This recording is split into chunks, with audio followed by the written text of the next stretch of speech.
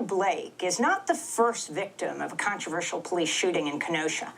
Go back some years, on November 9th, 2004, before police body cameras were in use in the United States, Kenosha Police killed a white 21-year-old young man named Michael Bell in front of his mother and sister in their driveway.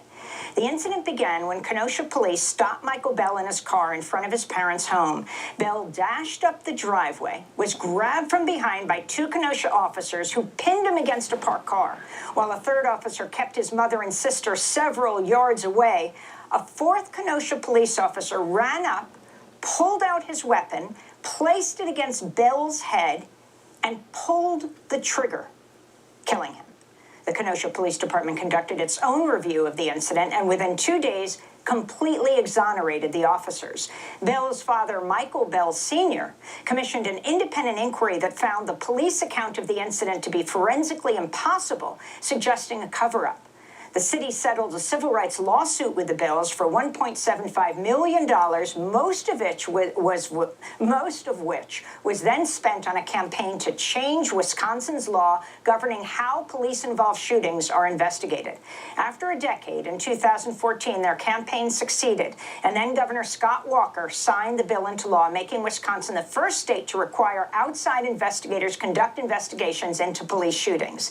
That's where the Jacob Blake investigation is right now, under the supervision of the Wisconsin Department of Justice, with involvement of the FBI, Wisconsin State Patrol, and Kenosha County Sheriff's Office. For more, we go to Kenosha, where we're joined by Michael Bell's father, Michael Bell Sr., who led the campaign to change the law. Welcome to Democracy Now!, Michael Bell. This must be horrifyingly familiar to you. While you have Jacob Blake laying handcuffed in a hospital bed as a result of being shot by a white police officer 7 times at point-blank range in the back, you must have gone through a lot of deja vu in the last days with your family. Tell us the story of your son, Michael. Well, first, thanks, Amy, for having me on your show.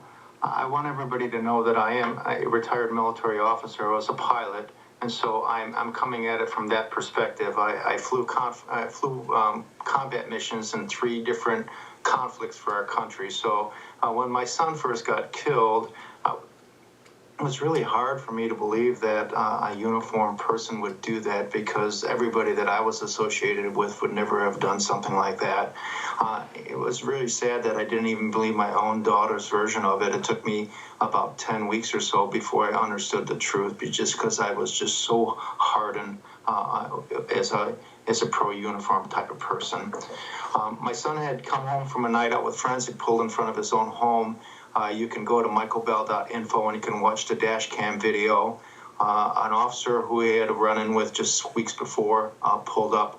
My son was not a perfect angel. He did have a pending DUI. Also, he was a college student and he was employed.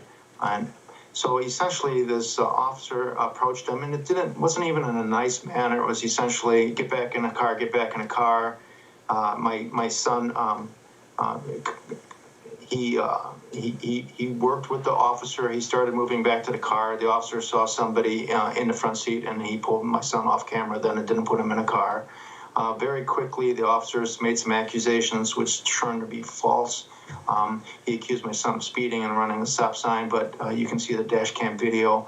And also in the civil rights trial, we negated all those claims. Eventually, my son refused a breathalyzer. An officer went to arrest him. They tased him. You can hear him scream. He ran to the back of the home, and Michael's mother and sister heard the commotion. They ran downstairs, and also a number of other people turned on their porch lights to watch what was going on. And my son was essentially bent over a car and handcuffed, and an officer screamed, "He has my gun."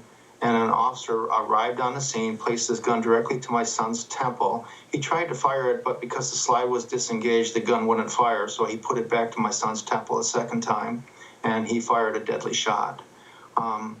The officer in charge gave him a direct command? Yes, shoot.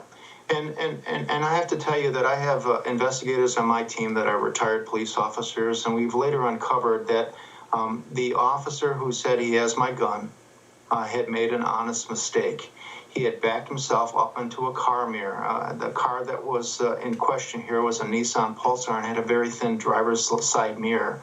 And it fit perfectly between what was called a jacket gap. In Wisconsin, the winters are kind of cool, and so the holsters are set up in such a way that your gun can remain on the outside of your jacket, and it kind of looks like a hook on the top of a cane. Well, this officer backed into this mirror, and as he twisted, he felt a tugging on his gun, and he immediately called out, "He has my gun," and that's when the problem occurred. Now, I understand as a military officer that types of things like this occur in combat situations that are highly volatile. But the problem that I had was this, is that the Kenosha Police Department covered up the true facts of the case. And in addition to that, those facts are ongoing today. And this investigation is not over with. We're looking to find the truth about my son's case, and that's why we're still pushing it. So you have the police officer who you believe his holster was pulled, he was up against the driver's side outside mirror. Then you have the police officer who had Michael in a bear hug. And you had this all described because his mother and sister was right there being held back by a fourth officer. And this third officer, you believe, came in between Michael being held in a bear hug over the hood of the car, and this officer who thinks Michael has his gun, but in fact it's the mirror that has his gun, and this officer comes in between them and puts the gun to his head because he's shot in the right side, in the right temple, and pulls the trigger. That's absolutely correct, and we knew that from early on, and it took us several years to finally catch them. In 2007, under video depositions, my attorney, Patrick Dunphy at Cannon & Dunphy, he allowed all the officers to tell their lies, and after the fourth officer told a lie, Lieutenant Kruger, he handed him a copy of the forensics examiner's report that showed my son was shot in the right side of the head, and the bullet exited the left side of his head. And then they were caught, and then they turned around and tried to recreate a different version where the officer was placed in the front of the car, and he had to twist my son's head around. I want your listeners to understand that the police in Kenosha had changed their testimony 19 times. Eyewitness testimony never changed once. The officer who killed my son actually changed his testimony 6 times. And so that's the problem that's going on right now here in Kenosha, is that even though we fought for an independent investigation, all that investigation is going to go back to a district attorney who has been ignorant of all the facts of the Michael Bell case. And so I am very worried about whether justice is going to be served in the Jacob Blake case. So I'm going to talk about that in a second, where this Jacob Blake case is right now, who's doing the investigation. But take us a step further. Michael is killed in 2004. You have your own investigation done, an independent investigation, completely conflicts with the police investigation that exonerated all the officers. Then in 2010, talk about the officer who took his own life. We settled a civil rights lawsuit on Michael's birthday in 2010, and it is our belief that when I settled the civil rights lawsuit, it was a record lawsuit at the time. I refused to accept a non-disclosure or confidentiality agreement. It was important to me to make sure that Michael's story was told and these facts can continue to come into the public. Well, the city was under such pressure at the time to settle that they accepted under those conditions. And later in the summer, I started taking out billboards along interstates in Wisconsin, and those billboards said, "When police kill, should they investigate themselves?" And word got to the officer that the case was still open.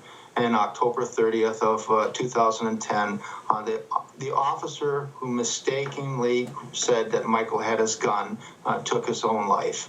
And that's the sad part about it. Say that again. That's the sad part about it, is that the officer that hooked his gun on a car mirror took his own life on October 30th, 2010. And I want your listeners to understand that there's tragedy on both sides of this. that the families of officers are grieving, that Officer Eric Straussbaugh's 2 children are growing up without a father. Our family is devastated by this, and that is why I am unrelentingly challenging the current system. And we accomplished the first part of that in 2014 by passing a law that says police cannot investigate themselves after a fatal deadly shooting. And this week, we're getting ready to introduce new legislation, which is a second part of our journey forward. And I want everybody to remember that I'm a military pilot, and flying jets in combat scenarios is very dangerous. And the way we stay alive is by investigating previous mishaps thoroughly, understanding the true root causes, and then implementing safety recommendations to make sure that it doesn't happen again.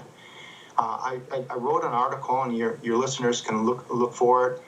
It's called The Insanity of Finding Fault versus Fixing Cause. And what I did is I took an airplane crash, and I also took a police shooting, and I compared them side by side, and I showed how one changed aviation forever for the better, and the law enforcement side, nothing changed. And that's why we are in this continuing cycle. So in 2007...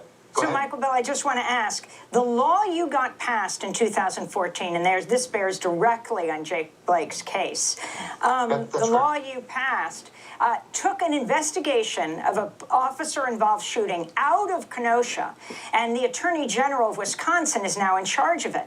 But when I watched that news conference on Wednesday, it was then explained that once they do the investigation, maybe it takes, 30 days, they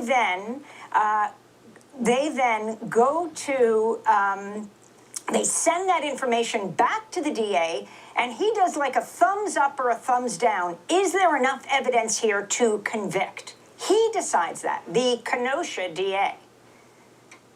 And that's right. And the Kenosha DA has been a thorn to this from the beginning. I mean, you have all this changing testimony. You have forensically impossible facts on my son's case, and the Kenosha DA turns a blind eye to it. And I am very worried that the Kenosha DA is going to do that same thing with Jacob's case. I have been telling everyone that we should be doing like New York and New Jersey. The governor of New York did an executive order that said that all police shootings have to be prosecuted by outside prosecutors. So this case does not need to come back to a DA that has a long-term relationship with both the Sheriff's Department and the Police Department. I'm going to be releasing a video very soon that shows that the DA, Michael Gravely, here in Kenosha, colluded with the police chief to block an investigation into Dennis Miskinnis's department. And so that's one of the things that has to change. We cannot have local police shootings investigated by the local prosecutor whose political base is the families and relatives of the law enforcement officers that he provides cover for. And finally, as Jacob Blake was shot at point-blank range 7 times in the back with his little kids, 3, 5, and 8, watching in horror in the car. When you learned of this, Michael Bell, your thoughts? And do you know Jacob's family? I do not know Jacob's family. I learned about it Sunday night. We have a Facebook page, Plea for a Change, and all people from that Facebook page were just sending me video after video. And so during the dinner table, first thing I did is I opened up and watched the video, and I was very appalled by what I seen. But I'm not rendering judgment until the investigation is complete. But one of the things that my eyes were drawn to immediately was the woman that was standing outside the door of the car, jumping up and down, because I know how emotionally traumatic this is to a family member and has to see it. I assure you that even though my son's case was 16 years ago, Michael's mother, Michael's sister, and the eyewitnesses that saw that case are still traumatized by the events of that night. Well, Michael Bell, I want to thank you so much for being with us, father of Michael Bell Jr., 21-year-old young man killed by the Kenosha Police in 2004. It is his father's efforts that led to the change in the law that took the investigation of an officer-involved shooting out of the hands of the Kenosha Police.